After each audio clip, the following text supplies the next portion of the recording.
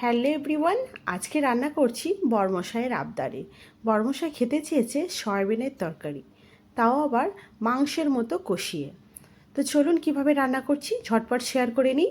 এখানে সয়াবিন আগে থেকে ভিজিয়ে রেখেছি, পটল আলু কেটে নিয়েছি, আদা রসুন পেঁয়াজ নিয়েছি।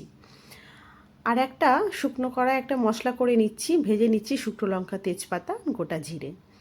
আমাদের সয়াবিন যখন হয় ম্যাক্সিমাম নিরামিষ দিনকেই হয়, আজকে করছি আদা রসুন দিয়ে। বরমশাইয়ের আবদার বলে কথা, ভালো করে কষিয়ে না রান্না করলে হবে, তাই জন্য আমিও কোমর বেঁধে লেগে পড়েছি। তো এখানে তেলে আলু পটলটা ভালো করে ভেজে নেব লবণ আর হলুদ দিয়ে। আর ঠিক যেভাবে রান্নাটা করছি একবার অবশ্যই ট্রাই করে দেখবেন, নিরাশ হবেন না।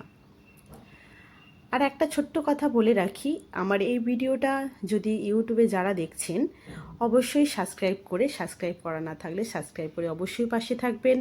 আর ফেসবুক থেকে যারা দেখছেন ফলো না করা থাকলে অবশ্যই ফলো করে পাশে থাকবেন। তো আমার আলু পটল ভাজা হয়ে গেছে, এবারে আমি সয়াবিনটা ভেজে নেব। সয়াবিনটা আমি আগেই জল দিয়ে ভিজিয়ে রেখেছিলাম, তারপর জলে ছেঁকে নিয়েছি, সেটা লবণ দিয়ে ভালো করে ভেজে নিচ্ছি। তারপর এই একই কড়াইতে গোটা গরম মশলা দিচ্ছি, তেজপাতা, শুকনো লঙ্কা। আর আমি ওটা আগে থেকে আগে যে ভাজা মশলাটা মিহি করে গুঁড়ো করে নিয়ে ঢেকে রেখেছি। আর তারপরে আর একটা মশলা রেডি করেছিলাম, দুটো পেঁয়াজ, আদা রসুনটা ভালো করে পেস্ট করে ফোড়নে আমি দিয়ে দিলাম। দিয়ে মশলার সাথে অ্যাড করছি হলুদ গুঁড়ো, পরিমাণ মতো লবণ, আর অল্প পরিমাণে লঙ্কার গুঁড়ো। কেননা কি আগে তো আমি শুকনো লঙ্কা ভেজেই রেখেছি, তরকারিতে দেবো, বেশি ঝাল হয়ে যাবে, তাই জন্য অল্প পরিমাণে দিলাম। আর দিচ্ছি কাশ্মীরি লঙ্কার গুঁড়ো একটু কালার আনার জন্য, আর দেব একটু টমেটো সস। ব্যাস, এবার এটাকে জল দিয়ে মশলাটাকে ভালো করে কষে নেব। মশলাটা ভালো করে কষাতে হবে, যে কোনো মশলা ভালো করে কষালে রান্নার টেস্টটা কিন্তু একটা অন্যরকম হয়। তারপর ভেজে রাখা সবজিগুলো আমি সব দিয়ে দিলাম।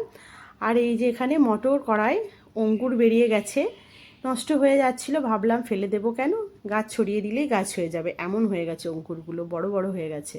তো ভাবলাম পটল আলু সয়াবিন তো বানাচ্ছি, তার মধ্যে দিয়ে দিই। দিয়ে ভালো করে কষিয়ে নিয়েছি।